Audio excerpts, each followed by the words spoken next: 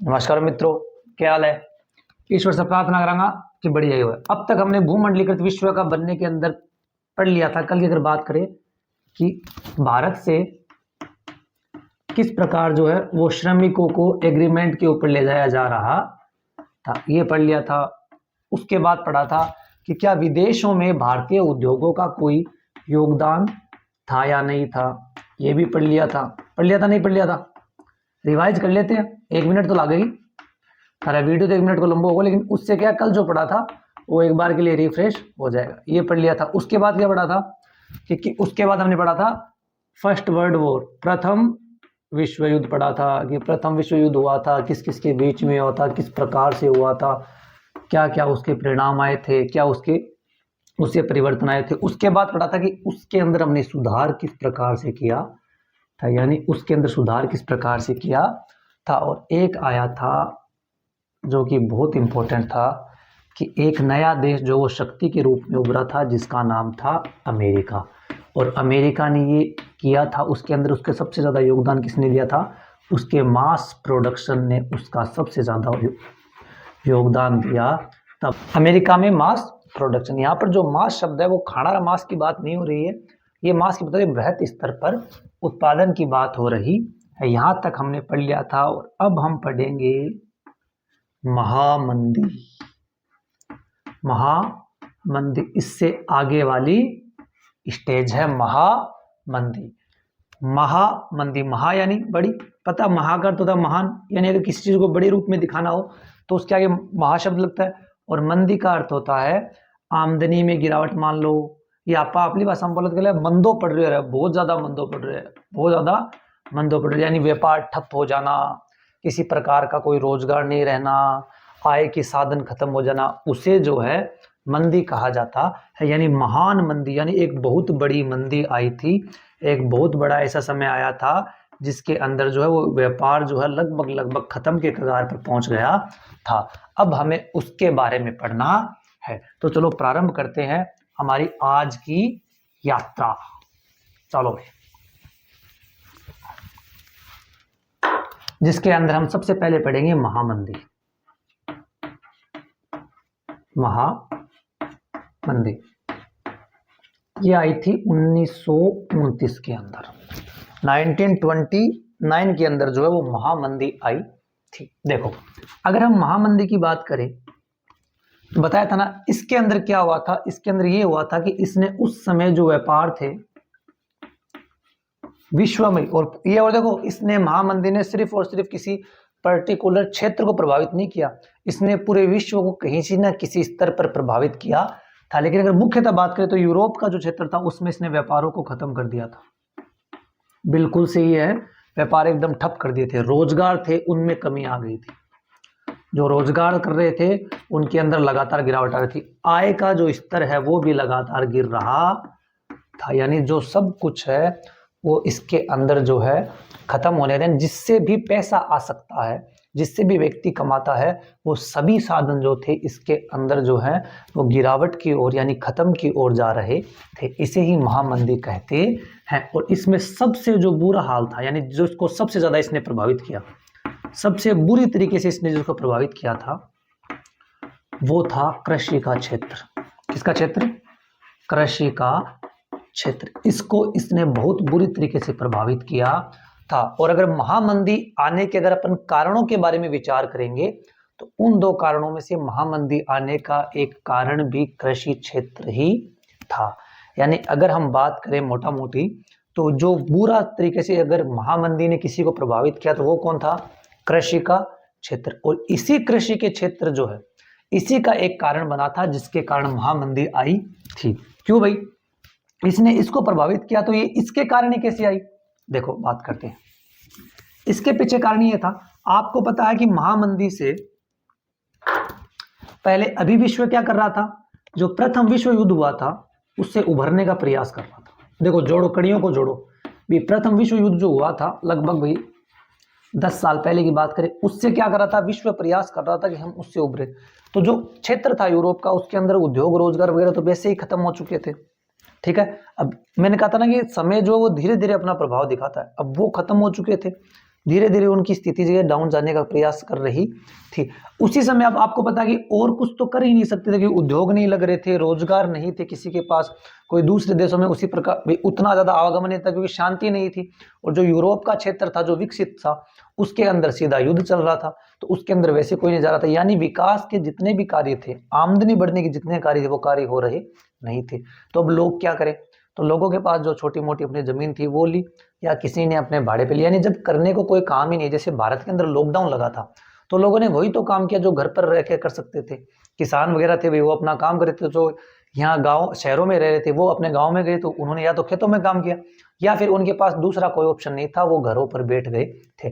ठीक उसी प्रकार से जब ये विश्व युद्ध के कारण जो है इतने ज्यादा उद्योग रोजगार जो ठप हो गए थे, अब क्या हुआ, लोगों के पास भी जो छोटी मोटी अपनी जमीन थी वो जमीन ली, किसी ने भाड़े पे लिया, कैसे भी किया, यानी सभी ने किया किसकी ओर जो है वो अपना रुख किया, कृषि क्षेत्र की ओर सभी ने अपना रुख किया।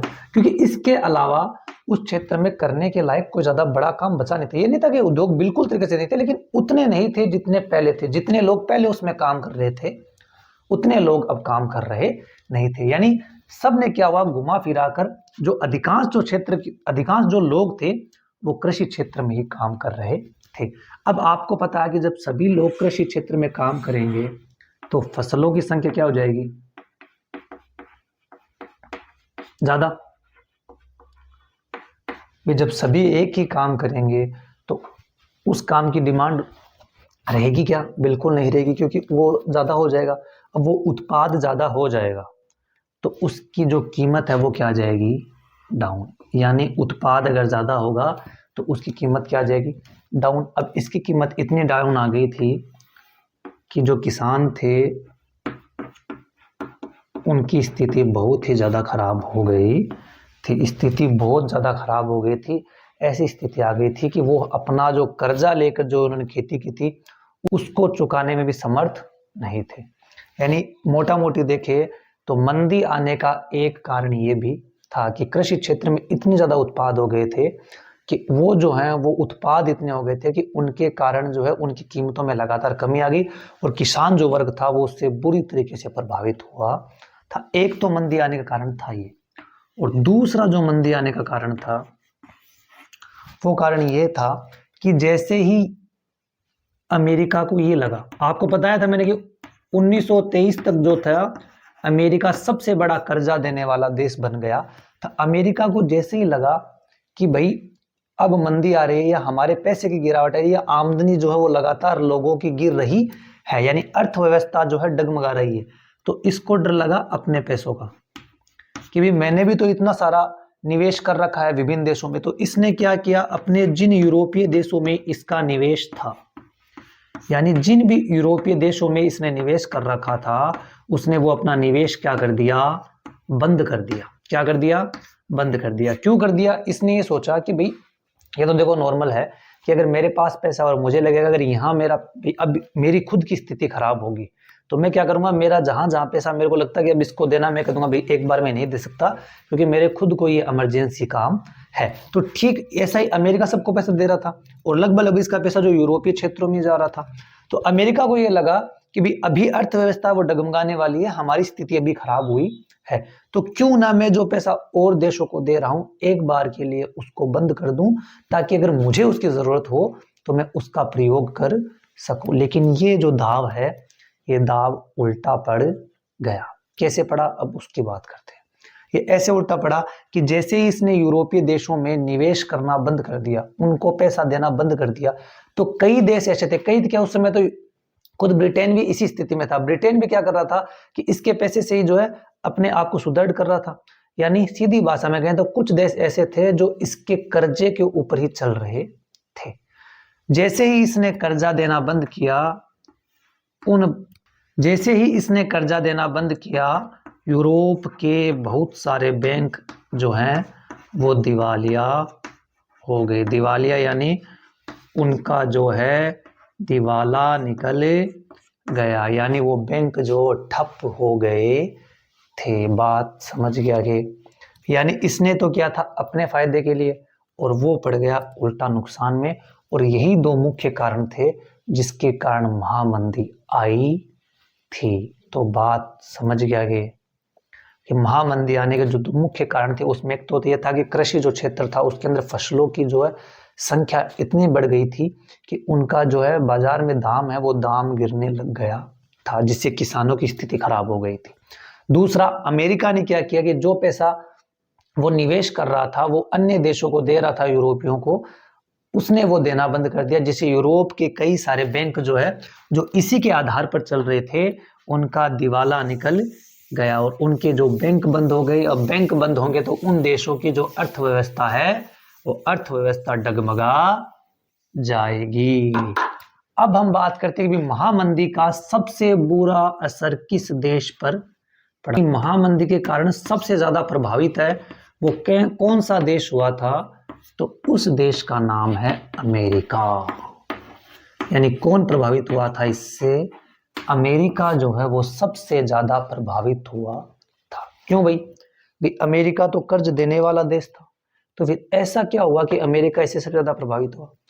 इसके पीछे कारण ये हुआ कि अमेरिका पे इतना बुरा असर क्यों पड़ा भाई, क्योंकि अमेरिका को उसका डर जो है वो ले डूबा कि भाई अमेरिका जो है वो कर्ज देने वाला देश था। तो ऐसा क्या हुआ कि अमेरिका पर इसका सबसे बुरा असर पड़ा, क्योंकि अमेरिका के पास तो पैसा था नहीं, इस पे इसका बुरा असर क्यों पड़ा, क्योंकि ये एक हद से ज्यादा सोच रहा था। इसको जैसे ही लगा कि भाई अब अर्थव्यवस्था डगमगा रही है, तो सबसे पहले तो इसने जो पैसा दे रहा था ये अन्य यूरोपीय देशों को, इसने वो बंद कर दिया, एक काम।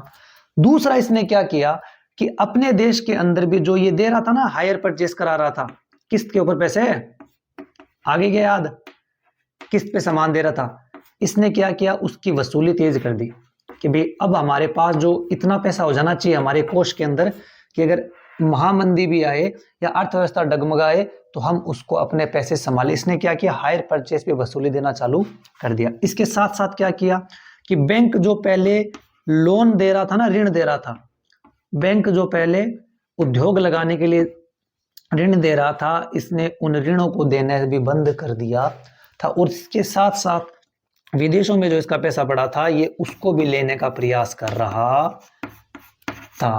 विदेशों में जो इसने कर्जा दिया हुआ था ये उसको भी जो है वापस ले रहा था। चलो विदेशों वाला तो फिर भी इसके काम आ सकता था, लेकिन ये दोनों जो चक्कर हैं ये इसके उल्टे पड़ गए। कैसे पड़ गए, ये इसका सबसे ज्यादा उल्टा पड़ा। तो इसने क्या किया अमेरिका ने कि बैंक जो है अब वो किसी भी नए व्यक्ति को जो ऋण देगा नहीं। अब ऋण नहीं देगा तो ऋण उस समय ले रहे थे लोग रोजगार करने के लिए, तो यानी अगर ऋण नहीं मिलेगा तो रोजगार नहीं होगा, रोजगार नहीं होगा तो लोगों को काम कैसे मिलेगा, और काम नहीं मिलेगा तो बेरोजगारी बढ़ेगी ही बढ़ेगी। और अगर बेरोजगारी बढ़ेगी तो अगर हम बात करें आमदनी की यानी पैसों की, वो क्या हो जाएगी, घट जाएगी। यानी बैंकों के द्वारा जब लोन नहीं दिया गया तो उससे व्यापार जो था वो पूरे का पूरा ठप हो गया। अब व्यापार ठप हो गया, लोगों के पास काम नहीं था। अब काम नहीं था तो जो वो आमदनी के स्रोत थे ना, जिससे पैसा आ रहा था, वो सारे क्या हो गए, गिरना चालू हो गए। अब जो उन्होंने हायर परचेस की थी ना, पहले भौतिकता की ओर भाग रहे थे कि वॉशिंग मशीन ले ली, फ्रिज ले लिया, किस्तों पे टीवी ले लिया, मोबाइल फोन ले लिया।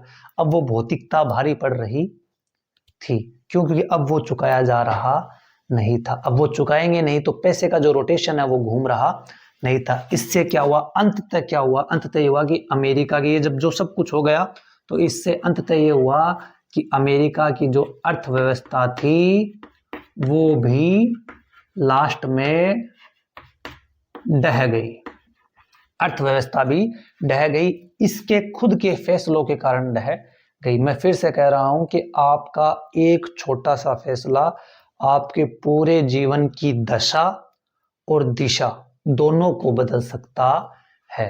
फिर से सुन लेना कि आपके जीवन का एक फैसला आपके पूरे जीवन की दशा और दिशा दोनों को बदल सकता है। ये आप पर निर्भर करता है कि ये आप उस फैसले को किस प्रकार से लेते हैं। इसलिए अपने जीवन के अंदर प्रत्येक फैसला सोच समझ कर लेना है। चलो, तो इसका ये फैसला इस पर इतना भारी पड़ा कि इसके कारण इसकी पूरी अर्थव्यवस्था ढह गई। जैसे ही अर्थव्यवस्था ढही, इसके जितने भी बैंक थे, मतलब जो बड़े बैंक थे, वो दिवालिया हो गए। यानी बैंक जो है उनका दिवाला निकल गया था। उस समय बताया जाता है कि अमेरिका के अंदर 1929 के अंदर आई थी ना महामंदी। महामंदी कब आई थी? 1929। 1929 से 1933 तक कितना टाइम हो गया? 4 साल। 4 साल तो हो गया ना।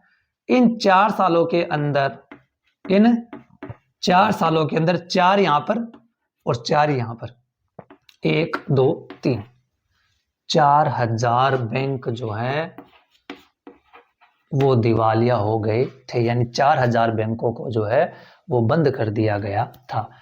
1929 से 1933 4 साल के अंदर 4000 बैंक जो है वो दिवालिया घोषित हो गए थे और लगभग अमेरिका की 1,10,000 कंपनियां जो है वो ठप हो गई थी, यानी वो भी बंद होने के कगार पर आ गई थी। आप इन दो से ही अंदाजा लगा सकते हो कि अमेरिका का महामंदी में कितना बुरा असर हुआ था, यानी अमेरिका इससे कितनी बुरी तरीके से प्रभावित हुआ था कि इसके मात्र 4 साल के अंदर 4000 बैंक जो है वो बंद हो गए थे और 1,10,000 कंपनियां जो है वो ठप हो गई थी। इस प्रकार से इस महामंदी ने जो है अमेरिका की स्थिति और विश्व के अन्य यूरोपीय देशों की स्थिति भी खराब कर दी थी।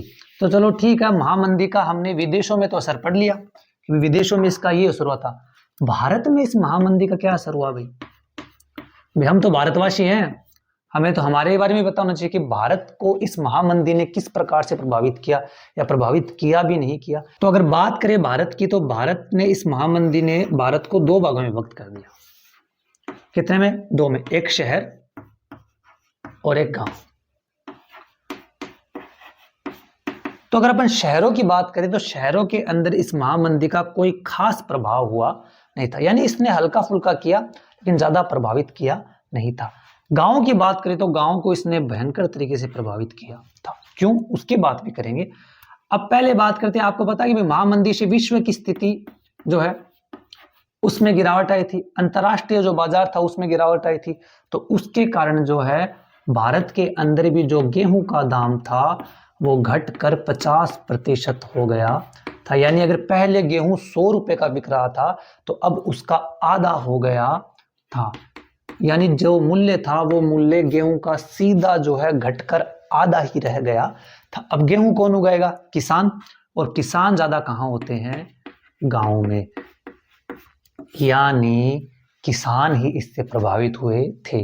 विश्व के अंदर भी महामंदी में भी वहीं भी किसान प्रभावित हुए थे और भारत में भी किसान ही प्रभावित हुए थे, यानी गांव के अंदर ही जो है इसने सबसे ज्यादा प्रभावित किया था। कैसे किया था कि ये जो किसान थे, गेहूं है टूट कर आधा हो गया, इसके कारण। दूसरा, उस समय एक प्रचलन था कि विदेशों के लिए फसल उगाई जाती थी। विदेशों के लिए फसल उगाई जाती थी, जैसे कपास हो गया, उगाते थे ना अपन, भारत से ज्यादा नील की खेती हो गई, अफीम की खेती हो गई, ये सब हम विदेशों के लिए करते थे। अब जो भी फसलें विदेशों में जा रही थी उन फसलों का दाम जो है वो एक साथ गिर गया था। अब वो गिरेगा तो किसानों की हालत खराब होगी या नहीं होगी? यानी गांवों के अंदर ही जो है इस महामंदी ने भारत को प्रभावित किया था, क्योंकि एक तो क्या गेहूं का दाम आधा हो गया था और उसके साथ जो भारतीय किसान थे जो विदेशों के लिए अपनी फसल उगा रहे थे, जिनका पर्टिकुलर जो है व्यापार के लिए ही अपनी फसलों को उगाया जा रहा था कि हम इसको फसल को उगाएंगे और ये फसल तैयार होने पर इसको विदेशों में बेच देंगे, उन सबको जो है खासा बड़ा झटका लग गया था। इसको अगर एक उदाहरण के द्वारा हम समझने का प्रयास करें तो बंगाल का जो क्षेत्र है, कहाँ का? बंगाल का जो क्षेत्र है, इसमें उगाया जाता है जूट, जिसका एक नाम है पटसन, जिसको सुनहरा रेशा भी कहा जाता है। ये जो जूट या पटसन जो है इसकी कीमत में 60% तक कमी आई थी। किस समय? महामंदी के समय। यानी जो जूट, अगर एक बार अपन उदाहरण लेके, अगर जूट महामंदी से पहले 100 रुपए में बिक रहा था तो अब वो जूट महामंदी के बाद मात्र 40 रुपए में बिक रहा था। तो अब बताओ किसानों की स्थिति खराब होगी या नहीं होगी? अब किसान जो बेचारे, उसके पास तो खुद का पैसा तो है नहीं, वो क्या करेगा? किसी महाजन से लेके आएगा। अब वो ये सोचकर फसल उगा रहा है कि भाई जैसे ही फसल पूरी हो जाएगी मैं इस फसल को काटूंगा और जो है महाजन को पैसा दे दूंगा, लेकिन इस महामंदी के कारण उसकी कीमत जो है वो आधे से भी कम रह गई थी। तो अब वो बेचारा अपना घर चलाए या उस महाजन को पैसा दे। यानी भारत के अंदर महामंदी ने जो है वो शहरों को प्रभावित किया नहीं था, गांवों को ही प्रभावित किया था। यानी हमने भारत के अंदर भी महामंदी का असर जो है वो पढ़ लिया। अब चलते हैं आगे।